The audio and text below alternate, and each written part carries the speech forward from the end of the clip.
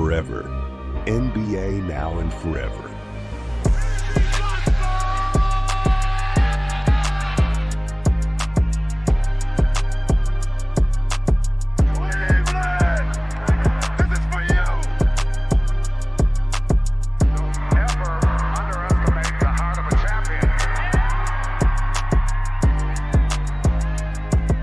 Et voilà, on va parler bien évidemment de ces finales NBA qui viennent de se terminer. Il y a une journée là, du coup. Ouais. On enregistre le mardi, pour ceux qui se demandent.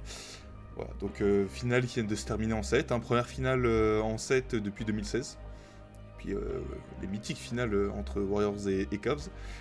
En plus, ça se ressemble un peu au final parce que les deux dernières finales en 7, c'est avec des équipes all-time. Les Warriors qui étaient à 73 wins. Le Thunder de cette année qui était à 68 wins avec le deuxième meilleur net rating de l'histoire. Deux séries qui finissent en 7. Malheureusement pour les Pacers, la série ne s'est pas finie comme ils voulaient. On a eu la terrible blessure de Tyrese Haliburton au premier quart-temps. Du coup, déchirure du tendon d'Achille. Alors que il commençait très très bien son match. Il avait il avait déjà mis 9 points en 7 minutes. C'est ça. 3 points quasiment consécutifs. Il y a eu un raté entre deux, mais Ouais, il était à 3 sur 5, ouais. 3 sur 4. Il finit à 3 sur 4. Ah, ok. Est-ce qu'il en rate qu'un seul? Oui. Ouais. 3 sur 5 au shoot et 3 sur 4 à 3 points, Voilà. c'est ça? Ouais, c'est ça. Ouais. Donc tu peux avoir beaucoup de regrets côté Pacers parce que la première mi-temps, t'es devant de un petit point. Troisième quart-temps, tu t'effondres complètement et puis dernier quart où tu le gagnes, mais vu que tu t'es bouffé tu t'es bouffé quoi, 12-13 points d'écart sur le troisième quart. C'est ça. C'était déjà fini, donc beaucoup de regrets côté Pacers à cause de cette blessure. Effectivement, on passe au travers au cours de cette deuxième mi-temps et ça nous fait extrêmement mal, en tout cas pour la suite de la rencontre, même si encore une fois le baroud d'honneur des Pacers, ça c'était clairement démontré sur le quatrième quart-temps. On n'a vraiment rien lâché, mais on a encore une fois manqué de discipline, notamment sur les fautes qu'on prend de la part de Mathurin et qu'on sort. Ça a été vraiment un printemps exceptionnel. Je suis extrêmement fier de mon équipe, de ce qu'elle a pu produire. Vraiment, ça a été un printemps que moi-même, j'avais quand même vu potentiellement parlant. Ça ne m'a pas étonné de voir les Pacers. On t'avait présenté, Quentin, l'idée que les Pacers frappent des Cavs. C'était connu depuis janvier 2025. On revient dessus, mais en vrai, la victoire 1-4 au cours de cette série, ça nous a décomplexé, ça nous a libérés psychologiquement, nous disant que c'est possible. Et on affronte ces Knicks auxquels on a positionné une victoire à 70% pour les Knicks. Je me demande pourquoi, parce que parce qu'ils ont battu Boston et champions de titre. Donc je peux comprendre la hype des gens qui regardent jamais le basket en se disant que les Knicks vont rouler sous les Pacers. Ça n'a pas du tout été le cas. On pouvait même gagner la série 1 victoire à 4. Ça n'aurait pas été une surprise vu la physionomie des rencontres. Je vous rappelle qu'au Game 3, on menait de 20 points, on menait de 15 points, on aurait pu faire mener 3-0 en finale de conf. On a fait les cons comme d'autres mecs ont fait en playoff, tels que Boston. Donc il y a eu une victoire à 2, mais on était meilleurs que les Knicks. Donc avec tout ça, on arrive en finale NBA en effet par surprise. Encore une fois, les gens étaient surpris, on se demande pourquoi. Parce que les Pacers ont produit un jeu de qualité durant tous ces playoffs, avec des pourcentages extrêmement élevés au shoot, à 3 points comme au global, et surtout très peu de ballons perdus. Et tout a changé en finale, soyons clairs. On a eu un taux de ballons perdus qui était quand même exécrable si on fait le parallèle. Ballons perdus, passe décisif. Et c'est tout à l'honneur du Thunder qui, toute la saison, a été sous la lignée de son identité. Et sur ce Game 7, comme tu l'as bien dit, Quentin, on a très, très bien démarré. On était dedans, notamment en défense, notamment au rebond, où ça a été la difficulté. C'est la difficulté des Pacers depuis 2 ans. Au rebond. On souffre quand même beaucoup et il y a eu cette blessure. Jusqu'aujourd'hui, cette blessure, j'ai pu regarder les images. Je n'ai pas regardé les images. En fait, au-delà que ça me fait mal, ça me fait même de la peine. Ça me fait même de la peine parce que ce n'était pas censé se terminer comme ça. En soi, dans l'absolu, ça dérange. Enfin, on est compétiteurs ici, mais ça ne dérange pas de perdre. En soi, perdre un Game 7, alors que les Pacers n'étaient pas censés être là, dans l'absolu, soyons clairs, ce n'est pas dérangeant. Mais le scénario, il est déchirant. Et jusqu'aujourd'hui, moi, j'ai regardé presque aucun article sur la finale. Et dès que j'en clique un sur Internet, je lis tellement vite. Et après, je pense autre chose. C'est tellement que ça m'énerve. C'est vraiment dommage. Sans compter que sur la suite de la rencontre, on tient. Mais pourquoi on tient? Parce que nous, on joue à 9-10, 9-10 joueurs. Et durant toute CPF et durant toute la saison régulière, on a joué à 10, voire à 11 joueurs. Donc, d'autres joueurs peuvent tenir. Mais il y a un joueur qui, moi, il m'a un petit peu déçu. Ben, c'est TJ McConnell. Parce qu'il a perdu beaucoup de ballons. Beaucoup de ballons. On retient les points. Il a fait de magnifiques finales. Mais sur ce game 7, il a manqué de qualité de gestion, il a manqué de repos. À un moment, Jacques Monclar, il a dit un truc qui était très intéressant sur ce match. Il faut que les Pacers ralentissent pour avoir une meilleure maîtrise, pour après accélérer. C'était très juste de sa part. C'est ce que j'attendais. Ça n'a pas été le cas. Et en deuxième mi-temps, on a clairement souffert. Bah, tu vois, McConnell, pour ceux qui veulent les stats, c'est 7 ballons perdus sur ce game 7, dont 3 dans le troisième quart-temps. Et ce qui est con, c'est que le troisième quart-temps, ça a été le quart-temps où il a été le meilleur, McConnell, parce qu'il a mis 12 points. Bien sûr. 6 sur 7 au tir. Donc au niveau du scoring, il a fait un excellent quart-temps. Absolument. Mais t'as ces 3 pertes de balles qui niquent un peu tout. Ben ouais, qui font très très mal. Ensuite, tu as Siakam qui disparaît durant le troisième quart-temps où il n'est pas présent. Miles Turner a clairement raté ses finales. Soyons clairs, même s'il a eu quelques présences défensives, c'est une évidence, mais offensivement, il y a un vrai trou. Il y a un vrai trou. Je crois qu'il a un pourcentage à 3 points qui est catastrophique. Alors qu'on sait que c'est l'un de ses points forts, le shoot extérieur, le shoot à mi-distance. On ne l'a pas vu, en tout cas au niveau du scoring. Bénédicte Mathurin s'est quand même battu avec les lacunes que nous connaissons. Physiquement, il a quand même été présent, notamment au rebond, mais ça n'a pas malheureusement payé. Shepard, il a beaucoup subi aussi dans les 1 contre 1, que ce soit Jalen Williams et bien entendu Shai Gilgeous-Alexander, qui ont été absolument, en tout cas surtout pour Shai, qui a été excellent, même si ce qui est bien sur le game 7, c'est qu'il n'a pas eu de bon pourcentage au shoot. C'est-à-dire que Shai a beaucoup libéré la balle, et tu as Caruso qui a fait mal aussi à 3 points, qui a clairement été présent. De toute manière, c'est un joueur qui est excellent. C'est un joueur qui est excellent. Depuis l'été dernier, dès qu'on avait vu le transfert, c'était vraiment l'homme qu'il fallait avec Hartenstein, où il fallait de la peinture, il fallait de la présence dans la peinture du côté du Thunder. Le recrutement de Sam Presti, c'est clairement justifié sur toute la saison, et notamment sur ses finales. OKC, c'est pas une équipe de rageux. C'est pas une équipe dans laquelle j'ai le seum. Par exemple, j'aurais plus le seum de perdre contre ces Knicks que contre le Thunder. Je suis même parti avant la fin du match. Je pouvais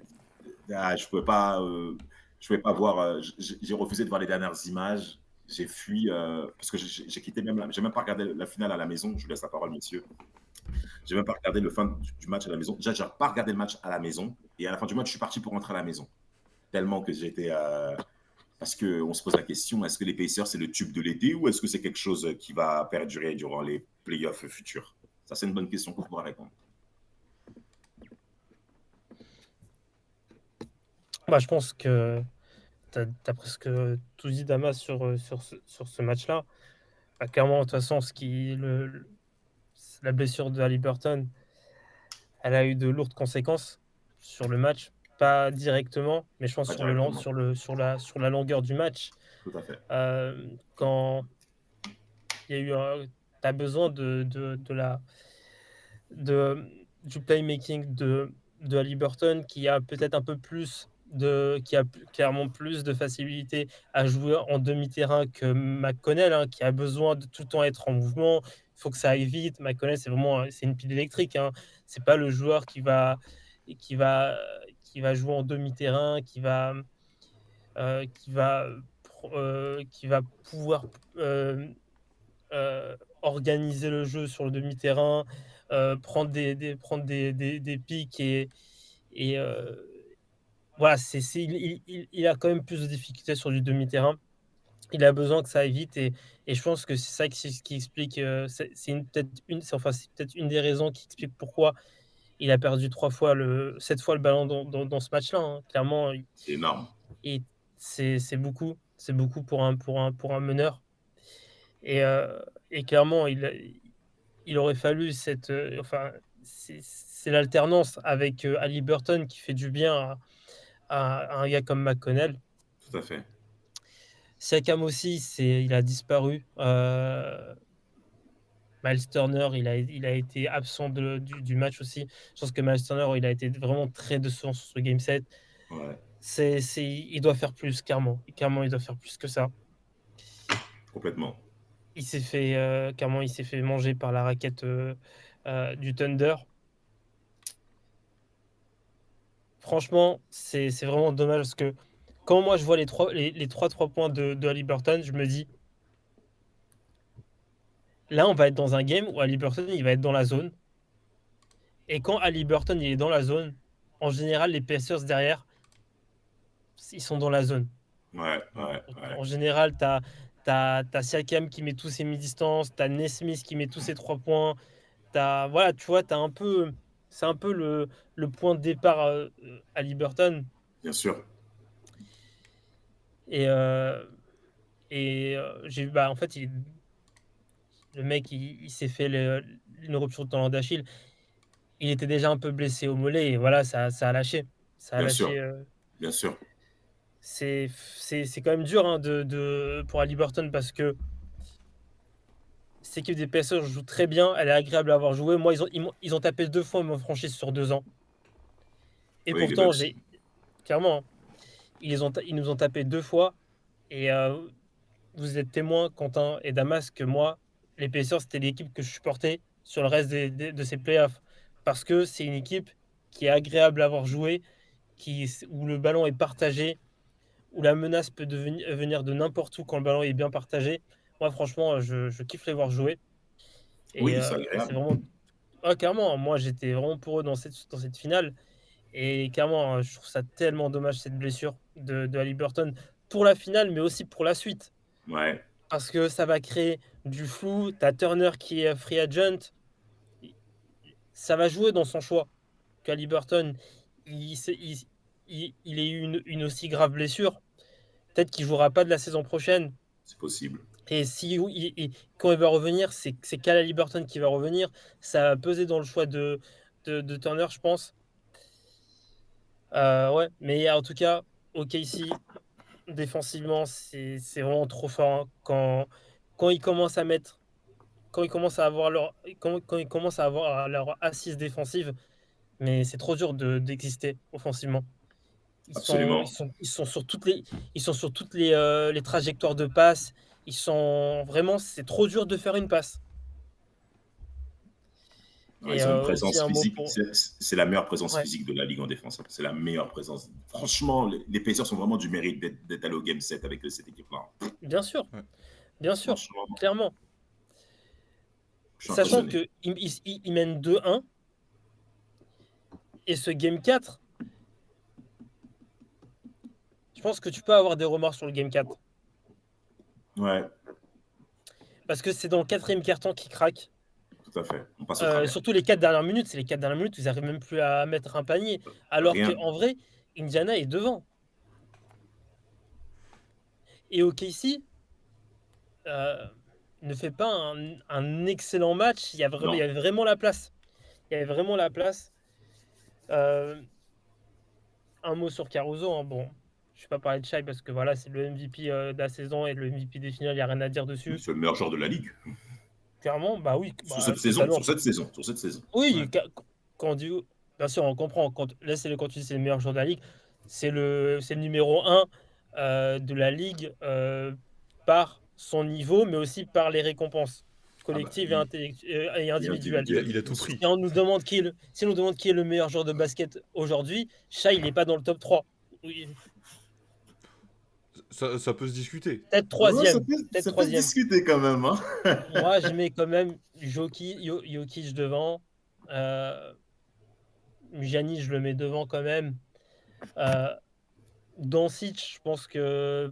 Non, Doncic, il est passé derrière. Bon, il a perdu des kilos là, on verra après, mais Mais Ouais. disons que ça discute entre les deux plus gros joueurs sur les postes arrière. Voilà, pour avec Doncic, qui? Doncic et Shai. Tu vois, pour dire les histoires de top Ah 3, oui, machin, disons que voilà, oui, oui. Bah, de toute La manière, troisième place, ça se joue entre les deux, oui. les mais deux meilleurs guards. exact, mais de toute manière, c'est deux joueurs qui sont dans le top 5 de la Ligue aujourd'hui. Donc, Bah oui. dans un 5 Totalement. majeur, il n'y a pas de discussion. Et Shai est clairement dans le sujet. Tu voulais terminer sur Caruso, Rafik? Moi, j'aimerais revenir sur Ouais, Shai aussi. Caruso, mais c'est vraiment c'est. Moi, je comprends pas comment Chicago a pu. Non, C'est des remonte, Non, en vrai, remonte en avant vrai, ça, remonte avant ça, remonte aux Lakers. non, c'est plus les Lakers. Non, en vrai, c'est plus les Lakers parce que en vrai, Chicago, ils récupèrent Josh Giddey. C'est pas de la merde ce qu'ils récupèrent quand même, Chicago. Ils se sont pas Ouais. fait couiller. Le seul problème, c'est qu'ils ont pas récupéré de pick dans cet échange, et je trouve ça. Non, c'est pas Mais, normal. mais Même un pick de deuxième tour, tu vois. c'est tellement. Genre, ça me précise, tu vois, Pour tu sais, on qu'à- fait les vannes, il a jamais de pick. Mais c'est tellement une masterclass ce trade. Guidi, il a déçu. Totalement. Tu l'envoies à Chicago, tu récupères Caruso. Mais genre, en fait, t'as récupéré Caruso presque gratuitement. Ouais, c'est clair que Oui, ça fait alors vraiment presque mal. gratuitement. Quand tu dis presque gratuitement, oui et non. Oui, Oui parce et que non. Oui et en non. fait, t'as Shai, t'as pas besoin vraiment de guider vu que t'as Shai au poste 1 et t'as Kayson Wallace aussi qui pousse. Donc en soi, c'est pas une énorme perte parce que tu as des joueurs qui sont capables d'apporter ce qu'il apporte. Mais après, non, dans le sens où Guidé, c'est un très bon joueur en vrai. Ouais, ouais. C'est la deuxième partie de saison qu'il fait avec Chicago, c'est quand même pas mal. Mais je dis presque Et gratuitement parce que c'est un mec qui, au final, n'avait plus l'air d'être dans les plans. oui, c'est gratuit. Je comprends ton gratuitement dans le sens où bah, ils ont ce que Guidé apporte. Bah, en le tradant, ils le perdent pas vraiment parce que tu as Shai et Kayson Wallace qui sont là. Et tu as même Caruso, tu vois, l'intelligence de jeu de Caruso, etc. Le joueur, il est intelligent offensivement et défensivement. Il arrive à très bien exister sans toucher le ballon. C'est Sans toucher le clairement quelqu'un ballon. de très très bon off-ball. Et handball, il est pas ridicule, hein. Bon, c'est pas un mec qui va chercher à éliminer les joueurs handball, mais bon, voilà, il sait tenir un minimum le ballon. Clairement, hein, c'est ce recrutement plus Hartenstein. Franchement, Presti a très très bien travaillé. Ouais, excellent. Il n'y a Excellent. rien à dire. Non, mais en fait, c'est l'équipe la mieux construite de la ligue. Ils sont équilibrés, ils sont constants, surtout parce que c'est ça qu'il faut conserver au cours de ces finales NBA. C'est que le Thunder a, hormis le match 6, où ils ont clairement baissé d'un cran physiquement du côté du Thunder, même si, à mon avis, ils avaient peut-être en ligne le Game 7, et c'est assez dangereux d'avoir cette vision-là. Mais le Thunder a été constant sur son identité de jeu et ça a produit en fait ce que nous voyons aujourd'hui en étant la meilleure équipe de la ligue.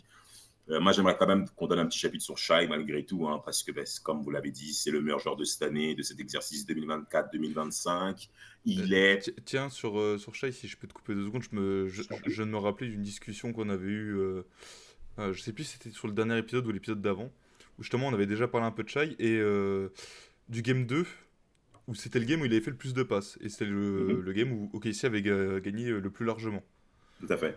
Et justement, on disait que justement le fait d'avoir réussi aussi à le couper de ses coéquipiers, même si c'est pas un meneur au sens propre du terme, Oui, hein, c'est soyons vrai. d'accord, mais réussir à l'avoir coupé de ses coéquipiers, ça a emmerdé OKC.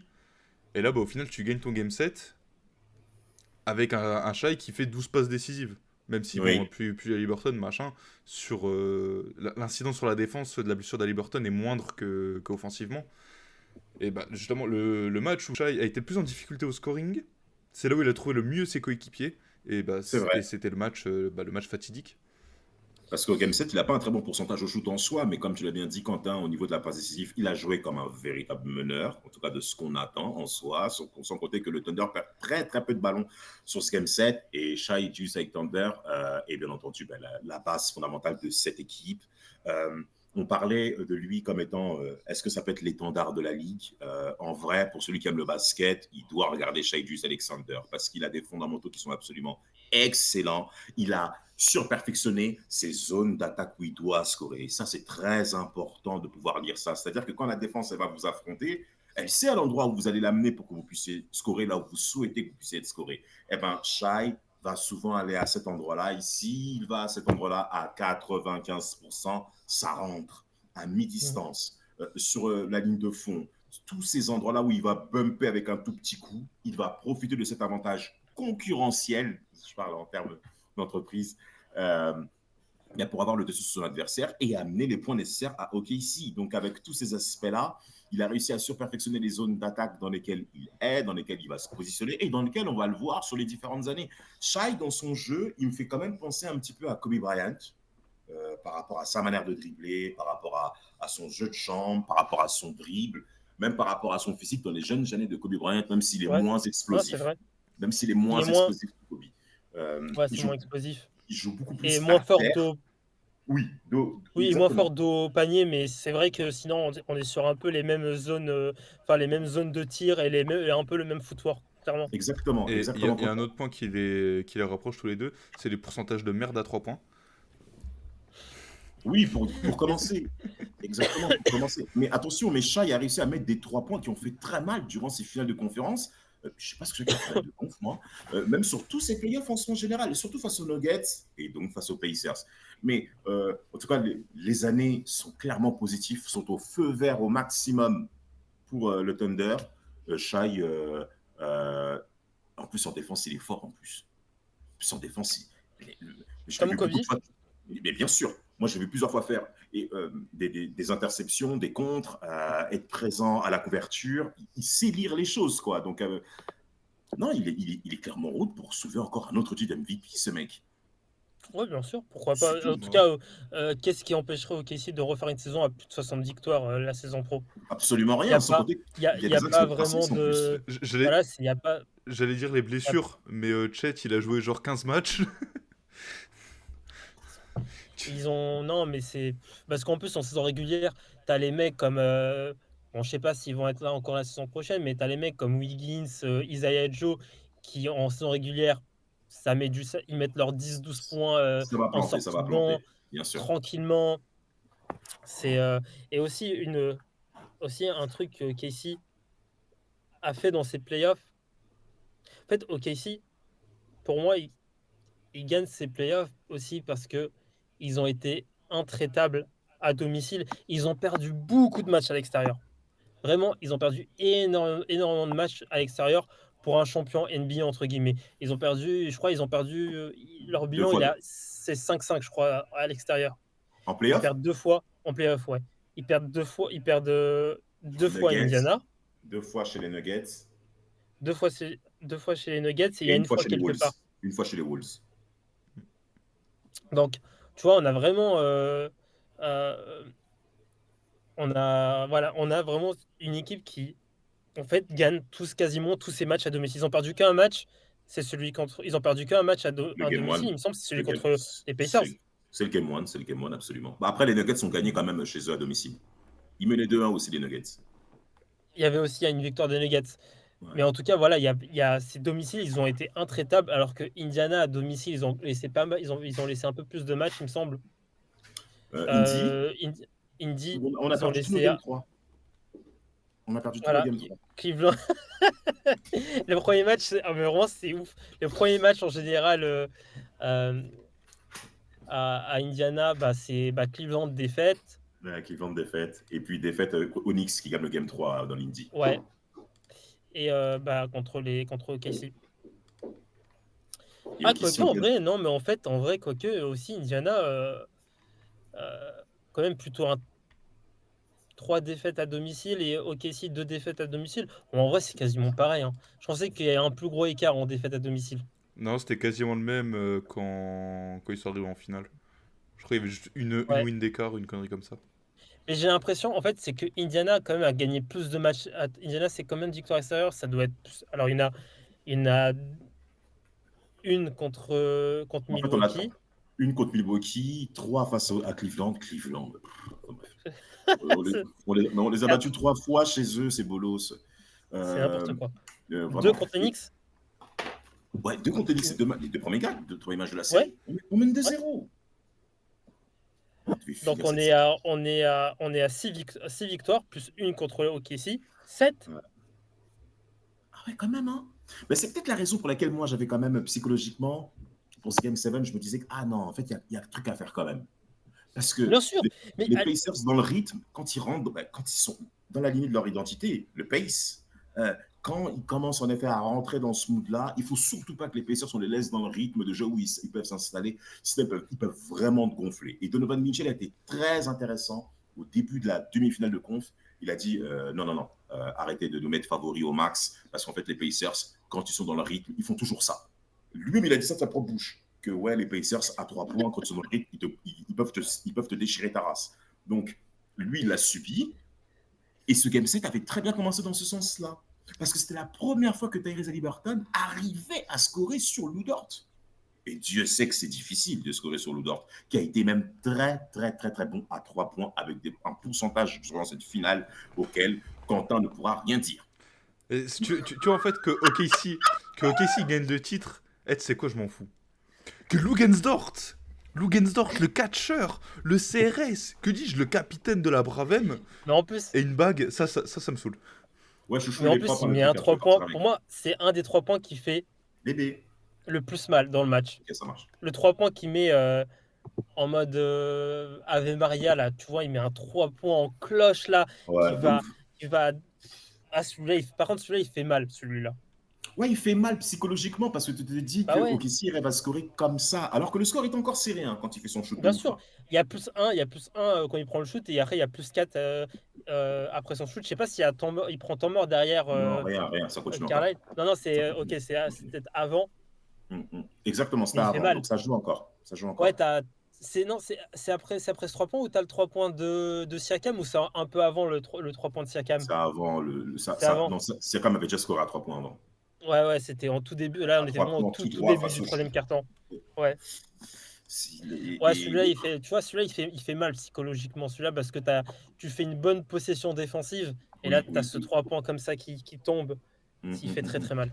bien sûr. Mais j'ai Au buzzer en plus. j'ai envie de me poignarder parce que j'ai vu des stats passer. Genre Lugensdort en finale NBA, il a des meilleurs pourcentages que des mecs comme Ray Allen et tout. Et j'ai envie de me poignarder quand je vois ce genre de stats. Non, mais après, on sait très bien, Luxembourg, il n'est pas dans le même rang que Ray Allen. C'est pour ça qu'il faut comparer Oui, les Ouais, pourcentages avec chaque joueur en fonction de la dimension. Mais en tout cas, pour Dort, c'est tout à son mérite du travail. Ce monsieur bosse. Là, on a vu que non, en fait, son truc de 3 points, parce que cette saison, il finit à 39% à 3 points, en fait, sur la saison régulière. Et sur la finale, là, il a démontré que son 3 points, en fait, on n'a pas à le clasher. Et personne ne peut laisser aujourd'hui Dort seul à 3 points. Ouais, Personne ne peut le faire. il a Vu ce qu'il a 45% sur la foutu. finale. Vous voulez quoi? Tu veux faire quoi maintenant? Là, tu vas dire quoi, Quentin? Bah, je veux dire que c'est toujours un CRS de merde, voilà. Non, mais ça, c'est ta rage de bolos. Mais dans l'absolu, tu peux rien dire. Sans compter qu'aujourd'hui, il est champion.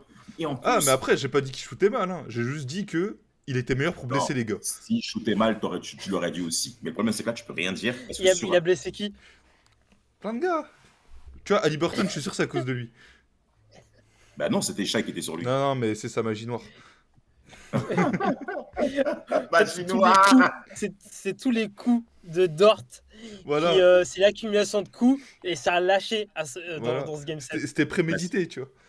C'est bien que vous évoquez ça, les gars, puisque juste pour quelques secondes, il faudra évoquer l'avenir des Pacers, puisque beaucoup de franchises s'y posent automatiquement. La blessure de Tyrese Haliburton change également les plans pour la saison prochaine. En tout cas, les Pacers l'ont montré durant cette finale et même l'avant que le propriétaire était prêt à payer la luxury tax, notamment pour Miles Turner, en positionnant cet effectif comme étant une franchise qui envisagerait le titre majeur. Moi, je pense qu'il faut le faire, parce que là, ça fait 2 finales de conférence de suite, malgré Rémi Riverchon qui nous prend encore une fois pour des bolos sur le fait qu'on ne soit pas une équipe taillée pour les fins de saison NBA. Non, mais lui, il fait le bandeur. Mais il n'a pas honte à son âge de parler comme un bandeur comme ça. Il fait le Non, bon. mais c'est pas. Non, mais genre, c'est quoi de parler comme ça? T'as quoi? T'es un bandeur de 14 ans pour parler comme ça? Indiana, on a vu sur la deuxième partie de saison que ça montait en puissance, et que c'est une équipe très forte collectivement, qui a montré du potentiel la saison dernière. Genre, ça se voit. Je vais pas dire que c'était visible à 100%, mais quand même, avec une certaine jugeote, tu comprends quand même que Indiana en playoff, ça allait pas rigoler, que ça pouvait aller pas facilement, mais ça allait en finale de conférence. On l'a Après, dit parce que dans des Cleveland aussi podcasts en janvier. On l'a mais dit dans des podcasts en janvier que ça pouvait taper les Cavs en playoff normal. Oui, on l'avait dit, mais Cleveland aussi a tellement pris le rideau au cours de cette saison régulière que c'était logique pour un journaliste banal de dire que Cleveland était favori. Mais Même au niveau du pourquoi style il est de banal? Le mec, Mais ça, il se il ressemble parle en de dehors, NBA sur les depuis deux. 50 ans. Ouais, c'est vrai. Comment tu peux... Après, moi, j'ai pas des propos. Je sais pas, il a dit quoi, mais tu es en train de dire que lui, son avis, c'était que, enfin, il considérait pas Indiana comme un contender Absolument pas. crédible. Je vais te dire une phrase qu'il a mentionnée avant la fin de cette rencontre. Ah ben bravo pour les Pacers, hein, quand même. Hein. Ah, ils nous ont impressionnés durant tous ces playoffs. Bon, ils ont quand même gagné 13 matchs de plus. C'est ouf. Non, mais c'est grave de dire ça. En fait, il parle comme si Indiana, c'était Wascal quand ils ont fait une épopée, tu vois. C'est quoi ça? Épopée Coupe Et de on dirait c'est France. Libon de Saint-Seurin. C'est n'importe quoi de parler comme ça. On dirait il parle de ça, c'est les trucs quand tu parles comme tu vois, un club mignon, une franchise mignonne, genre la belle histoire, tu vois, l'épopée de la Coupe de France, Calais, tu vois, les trucs comme ça. Ouais, C'est c'est ça, n'importe c'est quoi de ça, parler c'est comme ça. ça parce que en Covid, tout ça. Indiana, c'est offensif, c'est une des plus grosses forces offensives de la ligue, si ce n'est dans les deux meilleurs de la ligue. Et défensivement, c'est une franchise qui a progressé depuis la saison dernière. Euh, c- on- Quand Indiana défend sérieusement, c'est pas simple de marquer. Ah, faut lutter. Hein.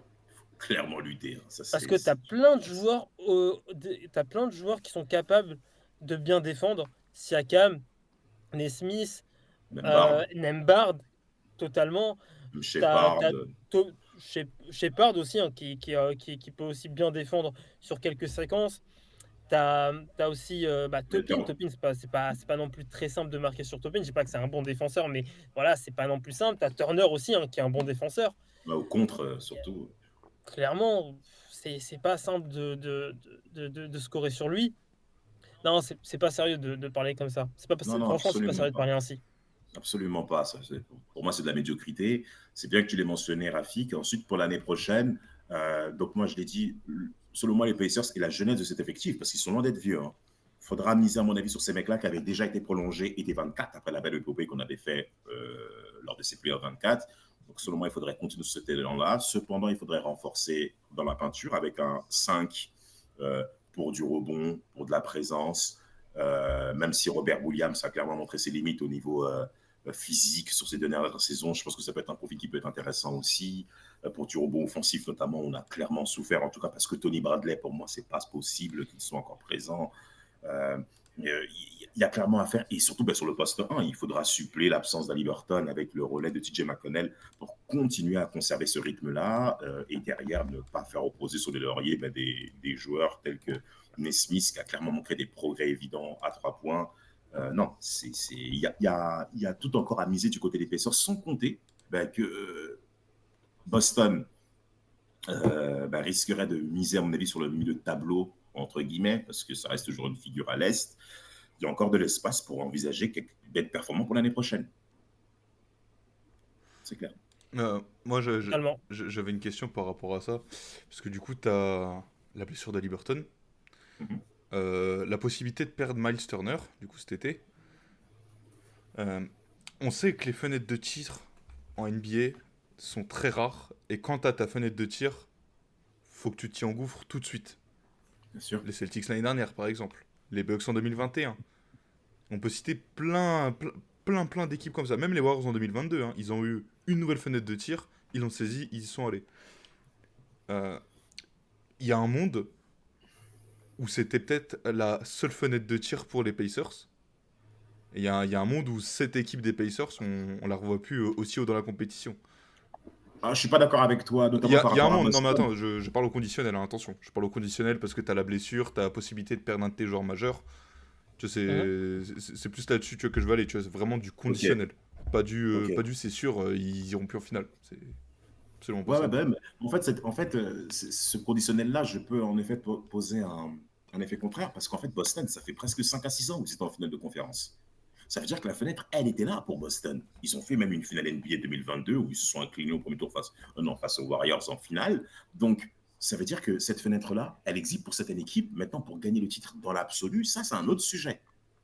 Et en fait, c'est comme le parallèle en Ligue des Champions avec les équipes de foot. Dortmund qui est en finale le 24 face au Real. Là, on pourrait considérer que c'était vraiment la chance de Dortmund de se dire c'est le moment. Parce que Dortmund n'est pas une équipe favorite. Or que là, Pacers, ça fait 2 années de suite qu'on les voit au mois de mai en finale de conférence et en plus maintenant en finale NBA. Plus la Coupe de la Ligue NBA où ils sont en finale, ils sont là aussi. Donc, bon, ça veut dire que les Pacers, collectivement parlant, la fenêtre, elle est là. Donc, Hein. va falloir miser dessus. Surtout qu'à l'Est, t'as qui à l'Est qui peut être, contender à la finale de conférence l'année prochaine? Ben, les T'as les Cavs, 6, Bah, les les 6. 6, Les non. 6, je suis pas sûr, hein. Bah, non, parce que Avec Tatum qui est Tatum, il est pas blessé. là. Ouais. Brown, il se fait opérer.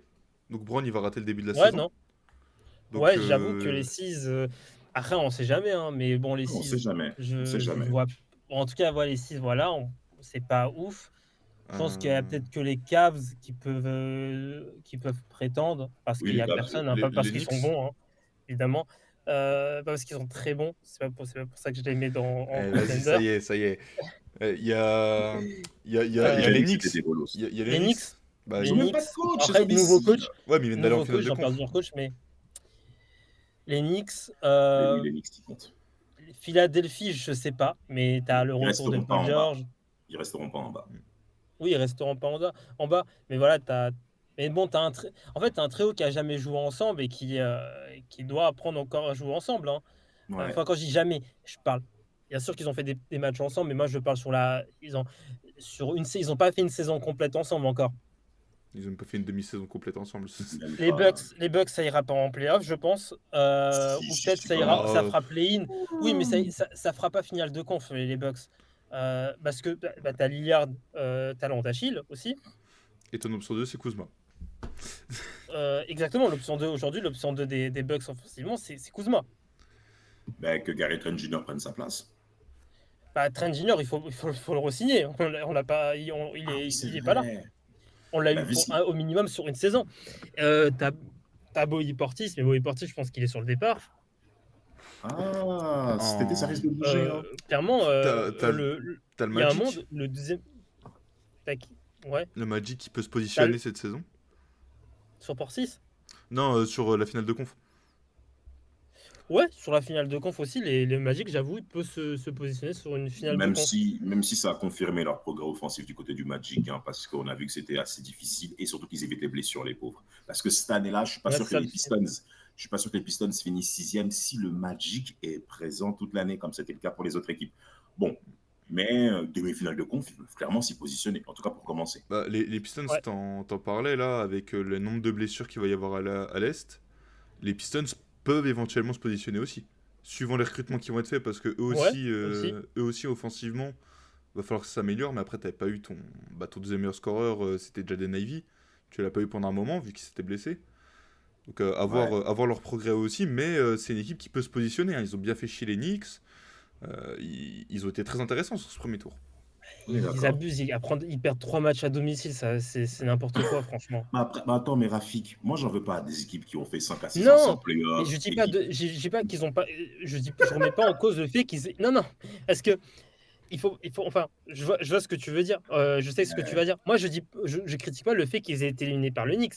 Les Knicks, je dis que quand même, genre, prends quand même un match à domicile. Là, je parle, il y a ces 3 défaites à domicile, 3 matchs, 3 défaites. Franchement, s'ils avaient pris une victoire sur les 3 matchs à domicile, franchement, j'aurais rien dit. Mais 3 défaites à domicile, quand même, tu prends au moins un match quand même. Ouais, pour ton public. Non, Mais je suis d'accord avec toi. Par contre, je suis d'accord avec toi que oui, évidemment que c'est très très bien ce qu'ils ont fait contre les Knicks. Oui. Ça fait longtemps qu'ils ne sont pas allés en playoff. Ça reste quand même, bien de ce qu'ils ont fait contre les Knicks. C'est une nouvelle génération qui arrive. Tu vois, pour faire le parallèle avec les Pacers, les finales 2000, dans le 5 majeur des Pacers de ces finales 2000 face aux Lakers, il y avait 4 joueurs à plus de 30 ans. Ils arrivent en bout de course, les Rick Smith, les Reggie Miller, les Travis Best, les Mark Jackson, c'est des papas, tu vois. Or que là, on a affaire quand même à une génération de Pacers où l'âge, il est quand même assez faiblard. Donc, il y a vraiment une marge de progression qui existe du côté des Pacers. Ça va être très intéressant pour eux de passer à un statut où on ne les attend plus à maintenant une équipe qui compte véritablement. Bon, maintenant, moi, je trouve ça assez débile. Il faut attendre 2 finales de conférence pour commencer à se dire « Ah ouais, en fait, t'es un bête de mec, en vrai. » Bon, je trouve ça quand même incroyable. Mais on a affaire à des jeunes joueurs. Surtout que, tu vois, il y a quand même de la confrontation à l'Est. On sait qu'il y a la confronte avec les Bucks, même s'ils doivent se reconstruire. Mais tu as aussi les Pistons qui veulent faire les mecs qui ont les crocs, qui ont faim de frapper les grosses équipes. Mais tu sais, même l'année dernière, quand quand Indiana tape les Knicks, pour moi, c'est même pas une surprise. Bon, Parce c'est que un game set quand même, un Rafiki. Ça s'est joué à. oui, mais pour moi, c'est pas une surprise. Dans le sens où ce que j'ai vu sur leur série contre les Bucks au premier tour, j'ai vu que quand même Indiana, tu vois, par exemple, Nembhard, c'était un mec que je voyais de loin. Mais quand j'ai vu, tu vois, même Nesmith encore, hein, Nesmith, c'était un mec qui a été récupéré de Par Boston. Boston, une monnaie d'échange. Et quand j'ai vu la série de ces deux joueurs contre les Bucks, je me suis dit, Indiana, Il y a un truc. là, il se passe quelque chose là. Il se Hmm. passe quelque chose avec aussi Obi Toppin, McConnell en sortie de banc. Il se passe quelque chose là. Ouais, je vois ce que tu veux dire. Il se passe quelque chose parce que euh, il y a, il y a 4-2 contre les Bucks. Les Bucks, ils ont. Bon, il n'y a pas Giannis. Non. T'as Lillard qui joue deux matchs. T'as Middleton qui Il rentre tout. Il rentre tout. qui- Il est d'une propreté. Il est du. Il est chiant. Franchement, t'es supporter des Pacers, c'est chiant parce que tu dis putain, on peut pas gagner une série tranquille alors que t'as pas Lillard et Giannis. Et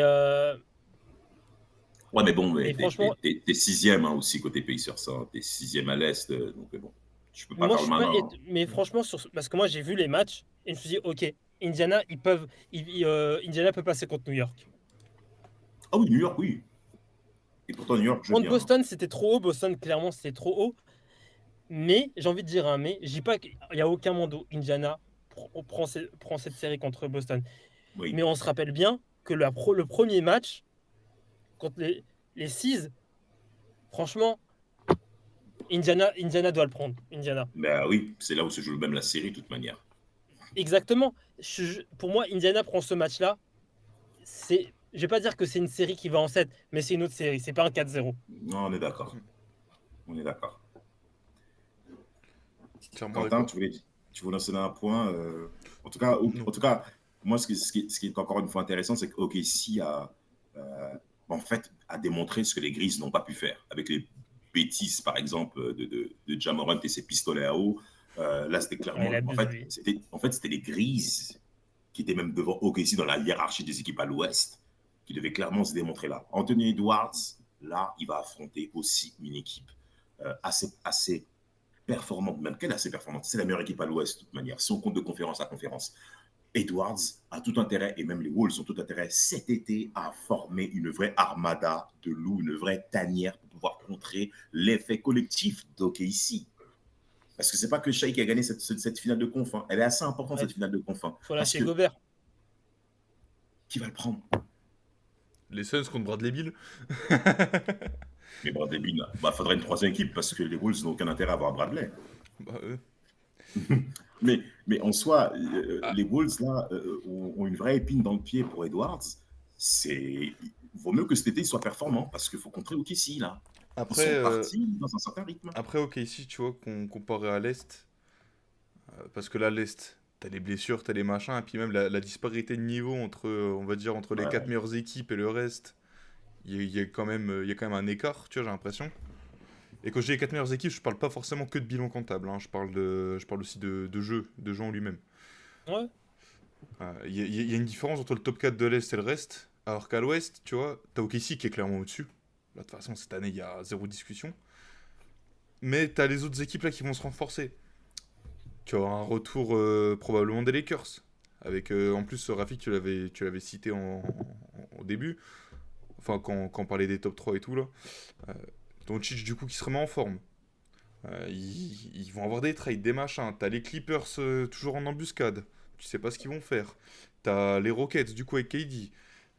T'as les Spurs qui commencent à revenir. T'as les Blazers qui commencent à revenir.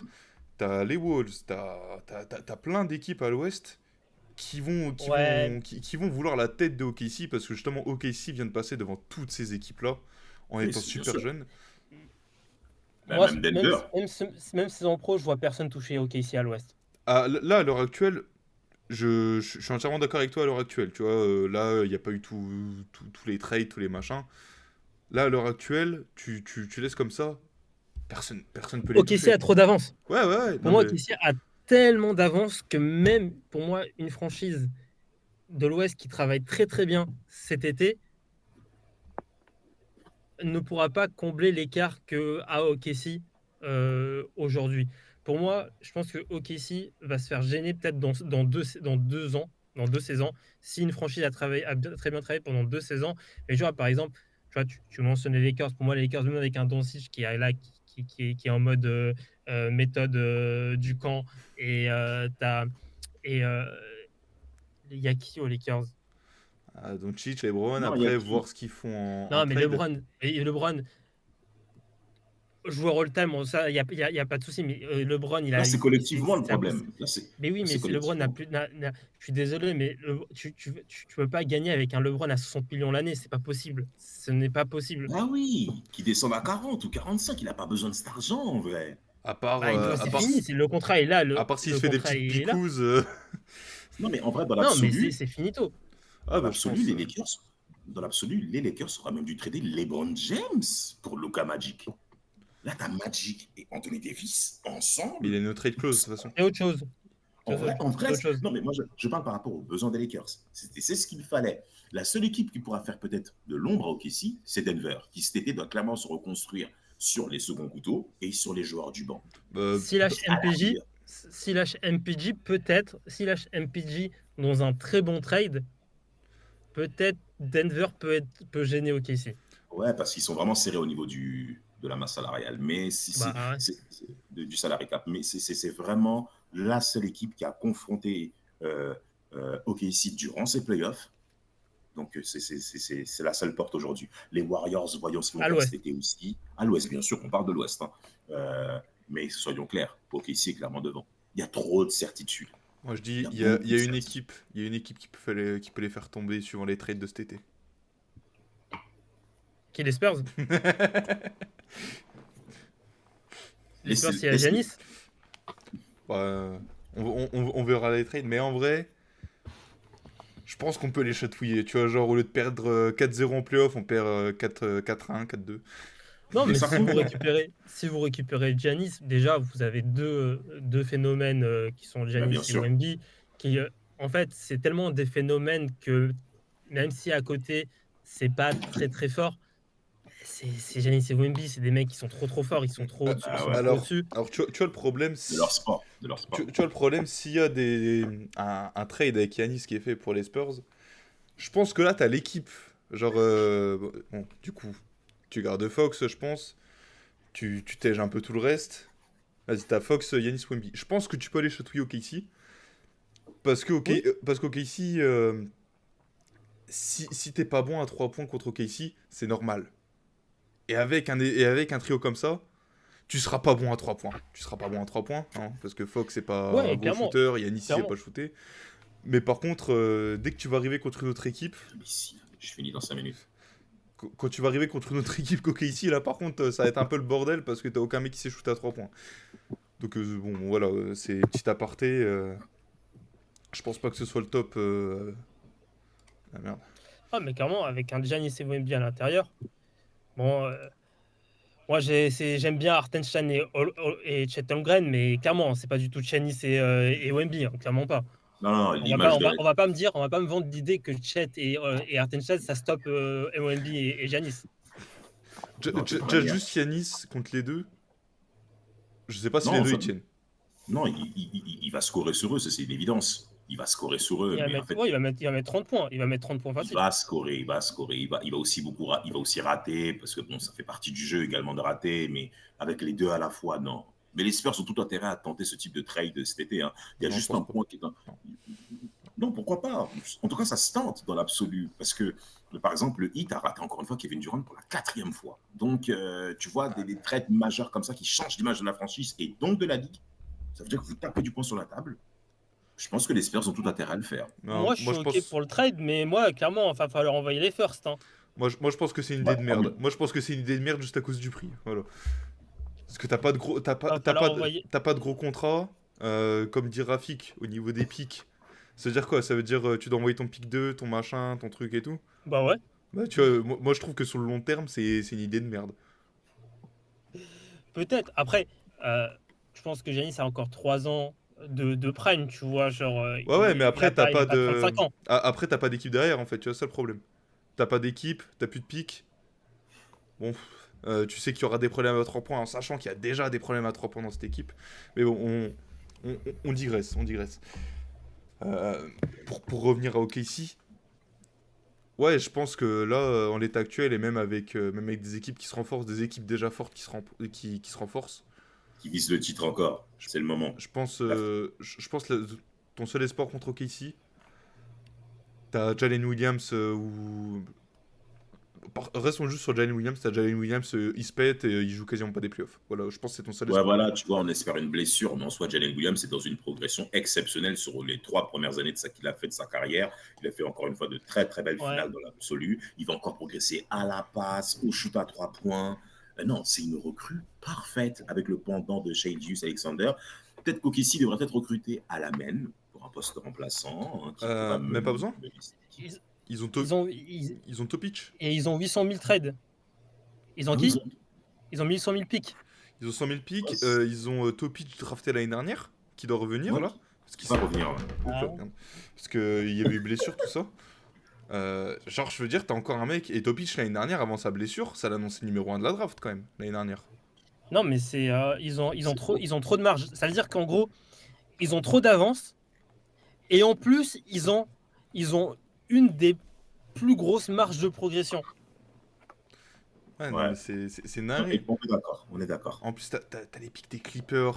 Donc ça veut dire, genre, les Isaiah Ils Joe. font toute la ligue. Les Isaiah Non, Joe, mais les machins, tu vois, c'est genre, si tu vois que ça va pas trop bien, tu sais, Isaiah Joe, Cason Wallace, tout ça, tu fais, eh, c'est pas grave, casse-toi, je pique en 4. Tu vois, c'est, c'est, c'est une dinguerie. non, mais Ça- c'est des malades ce qu'ils ont envoyé les Clippers contre Mais, tu vois, contre Paul George. tu- Mais oui, mais c'est en plus c'est j'ai vu que facile ça en de parlait. dire ça maintenant, mais hein? J'ai Oui, vu que c'est ça en facile. parlait hier, après le Game 7, j'ai vu que ça en parlait sur Twitter.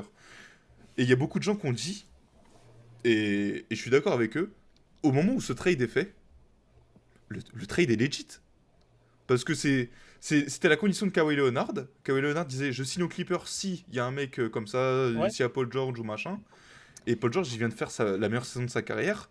C'est Mais ça. oui, À sur cette le époque-là, moment, c'est sur le normal. moment, mais oui, c'est normal. Facile. C'est toujours plus simple après. C'est toujours plus facile après de juger. Et clairement, il y a personne qui se dit, qui crie, les Clippers se sont fait, les Clippers se sont fait couiller le jour du trade.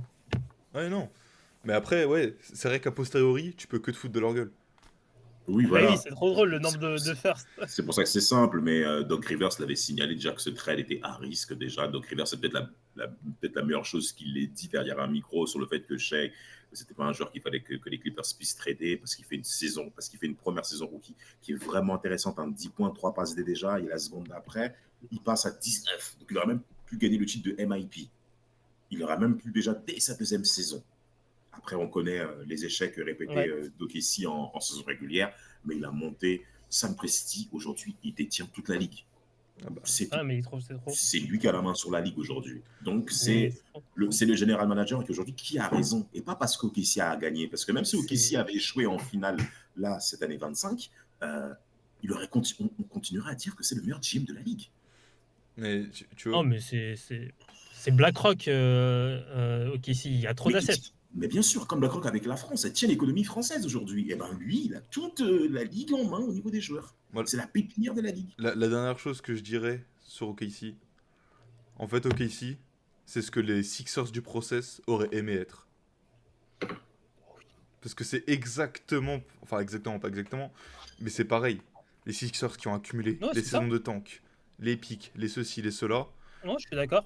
Complètement. Tu réussis à choper. Dans les deux cas, tu réussis à choper MVP. On peut le dire maintenant, hein, c'est factuel. Sauf que Shai, c'est pas Embiid. Voilà. Shai, c'est plus. C'est pas Embiid. Et surtout, les proprios d'OKC n'ont pas viré le GM. Parce que c'était. Comment il s'appelait à l'époque C'était Inky C'était Sam Inky Ouais, Sam Ouais, Hinkie, Ouais. c'était Sam Hinkie, c'est lui c'est lui qui a initié passé ce derrière moi, trust de c'est ça, process. Shai. Lui s'est fait virer. Attends. Si c'était Ouais, pas, c'est viré. si Oui, c'était ça pas va fait aller. virer, est-ce qu'on n'aurait pas pu avoir Oui. des Sixers sur ce même format? Peut-être. On saura jamais. Mais voilà. OKC, Je me rappelle, c'est l'aboutissement du process. je me rappelle plus pourquoi il s'était fait virer, mais C'est bon? clairement, je crois qu'il y C'est avait bon? eu un clash Merci. et en mode ouais, ça prend trop de temps, toi, ton trust de process là, quelque chose comme ça. Ouais. Et OKC, ils ont fait le choix de croire Non, en mais Sam Presti. bon parallèle, je trouve. Après, Presti avait prouvé d'autres choses avant, parce que c'est déjà lui qui avait construit l'effectif avec KD, Russ, Harden. Donc il avait déjà prouvé d'autres choses avant. De base, c'était lui déjà qui était aux manettes. De base, c'était lui qui était déjà aux manettes, en effet, dès 2007, du côté des Sonics. Ensuite, la transition était parfaite parce que dès 2011, ils étaient déjà en finale de conf. Ouais, et puis il travaille trop bien, ce monsieur. C'est l'homme Ouais. des années 2010 au niveau de la gestion d'entreprise, de la gestion managériale, c'est lui. Ouais. En vrai, c'est lui. Parce que les histoires de LeBron James, là, il recrute pour un an des bêtes de mecs autour de lui. Bon, vas-y, frère. Là, de toute manière, ces finales 25 démontrent qu'aujourd'hui, il faut travailler à l'échelle collective pour que tu puisses gagner. Exactement. C'est tout. Autre chose à rajouter? Parce qu'en vrai, même les Warriors, ils auraient bu la tasse face à OKC en finale de conf. Oui, je pense aussi. Autre chose à rajouter, messieurs? C'est Rafi qui va te parler, je crois. Sinon, moi, c'est Non, bon. rien à ajouter, les gars. Moi, je dis parfait. Eh ben, messieurs, dames, merci pour ce visionnage. N'oubliez pas le petit pouce en l'air, le petit 5 étoiles sur votre plateforme de streaming préférée. On se dit à bientôt. On se dit à bientôt. On prévoit des petits trucs. Voilà. Et n'oubliez pas que demain soir, du coup, enfin ce soir pour vous qui écoutez l'épisode en audio qui sort le mercredi, ce sera la draft NBA.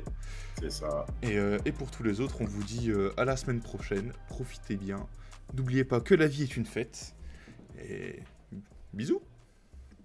Ciao. Ciao.